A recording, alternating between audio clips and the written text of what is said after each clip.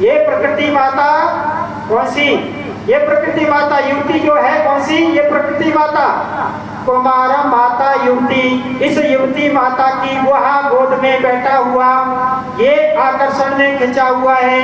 न ददाति पित्रे, परमात्मा की तरफ बढ़ने ही नहीं देती। ये संसार का चकाचौंध अपने आकर्षण में खींचता रहता है। नदात पित्रे अनेकमस्य, परंतु परपिता परमात्मा का नाश नहीं कर पाती।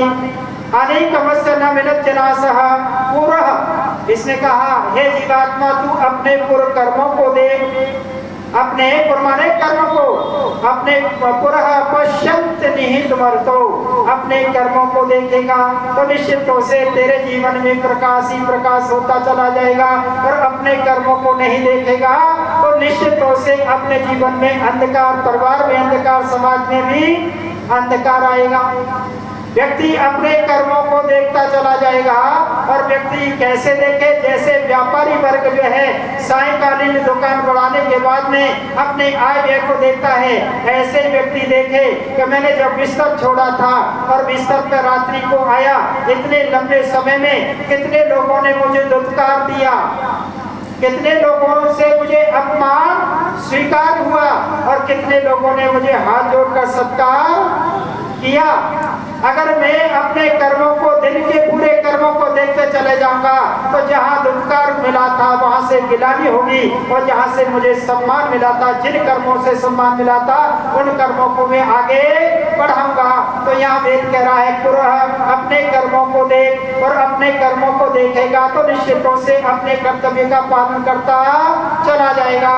तो वेद कह रहा है कि परमपिता परमात्मा इस सूर्य के माध्यम से संसार को खत्म करता है।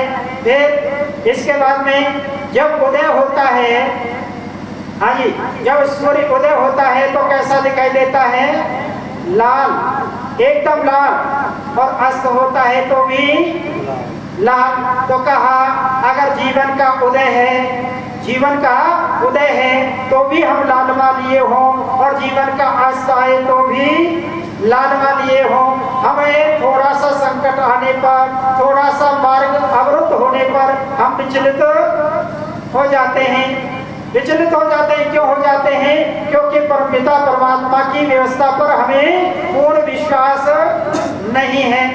तो हमें सूर्य का ये भी गुण हमें अपने जीवन में धारण करना चाहिए। और उदय होने के बाद में निरंतर ऊंचा उठता है कि नहीं?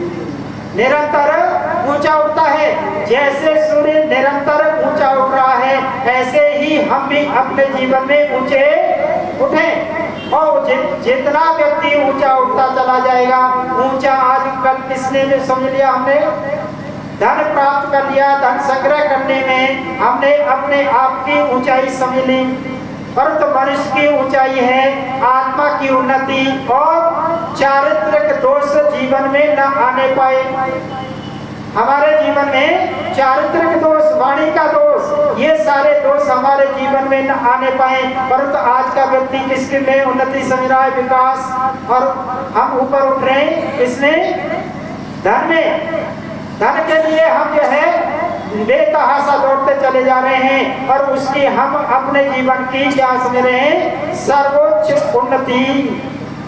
और ये सर्वोच्च उन्नति नहीं है, ये व्यक्ति का साधन है। इस साधन को साध्य मान लेंगे तो फिर हम अपने कर्तव्य से विमुख होते चले जाएंगे।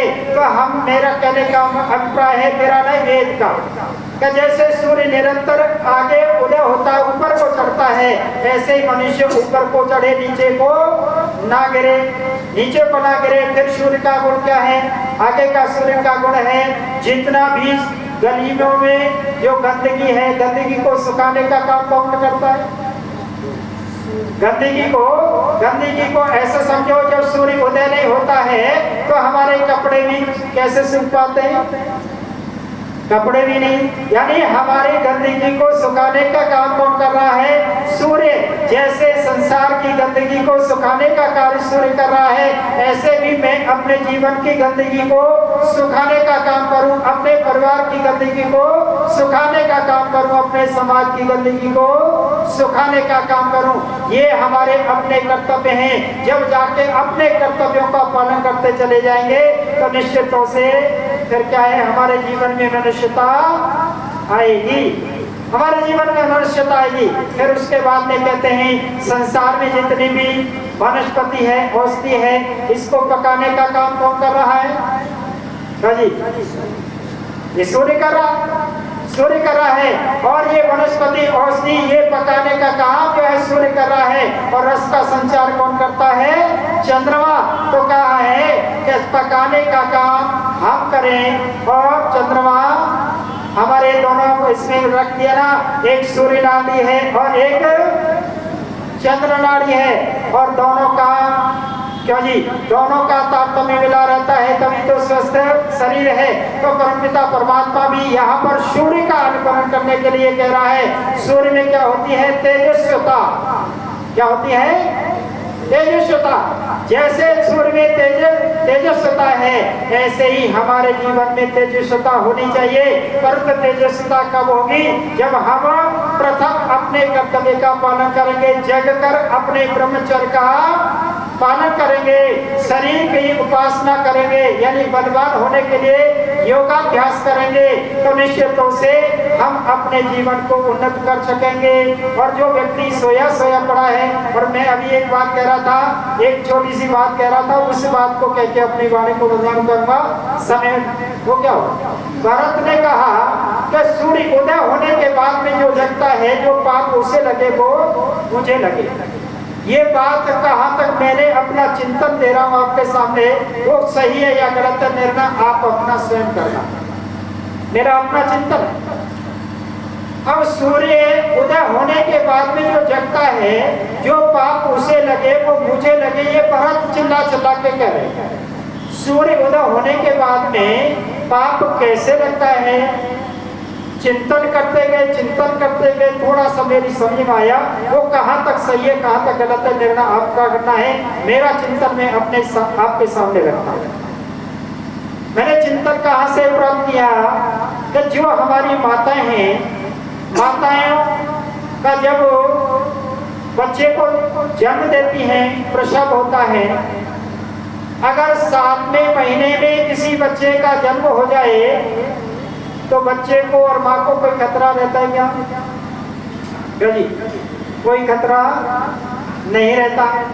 और 9वें मास में तो हम सभी का 9वें मास में तो हम सभी का जन्म होता है, और उस समय पर ना बच्चे को खतरा है ना माँ को खतरा है।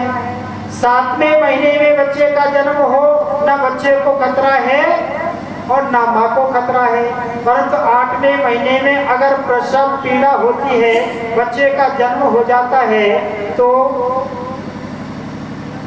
या तो बच्चे को खतरा है या माँ को खतरा है जी।